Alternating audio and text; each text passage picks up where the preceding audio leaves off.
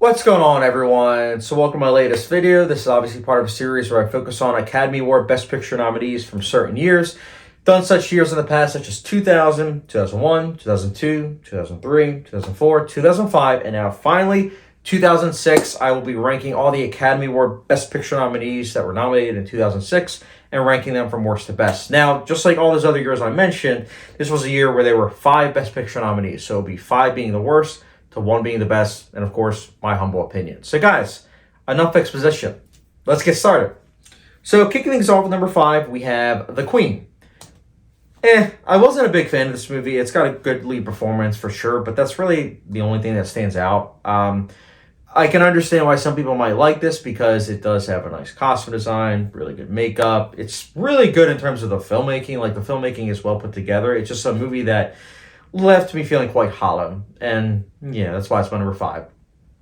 Next up, my number 4 is Little Miss Sunshine. This is a rock solid film. It's very well acted for sure. Has some funny moments. Doesn't really stick to me the way a lot of other people seem to have, really stuck around with this film. Like, I know a lot of people that like this film, and I can respect that. Because again, it is well put together. But for me, I haven't had the urge to revisit this film. I really haven't. I think it's a fine film for sure, but again, just the rewatchability value just doesn't really seem to be there for me. Honestly, it's going to sound like a hot take possibly, but the way back, I would honestly revisit before I would revisit Little Miss Sunshine. And I mentioned that film because both films are kind of similar to one another, but I would take the way back over, and that's probably why I own the way back. And as you see, Little Miss Sunshine, I do not. But nonetheless, again, rock solid film, and that's why it's my number 4. Next up, my number 3. This is a film that I've been kind of having an itch to revisit. Kind of. But my number 3 is Babel. So this is an Alejandro Gonzalez Inarritu film. A director that I greatly admire. I love Birdman. I love The Revenant.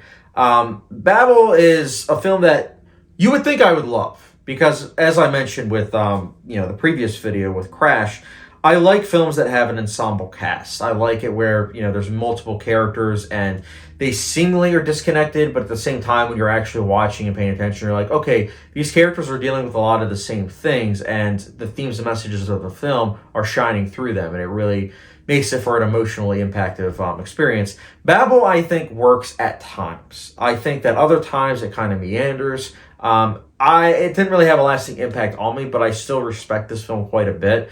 Especially, I feel like these days we don't really get these kind of films as much anymore, which is a shame. But nonetheless, it's a solid film. I can definitely understand and respect why some people might have this even higher. But again, I still liked Babel, and that's why it's my number 3. Next up, my number 2, this is Letters from Iwo Jima, a Clint Eastwood film that, holy cow, I was not expecting to be as good as it was. But my goodness, not only was this good, this was great. I saw this several years ago, and I was not expecting it to be from the perspective of the Japanese during World War II.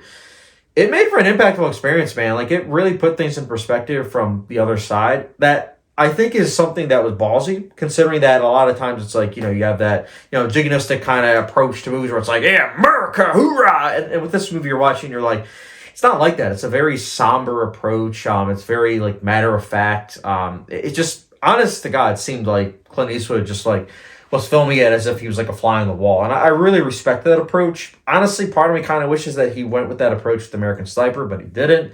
But here with Letters from Iwo Jima, he did such a great job. I'm hoping this gets a 4K release at some point. I greatly respect this film. And yeah, it's my number 2.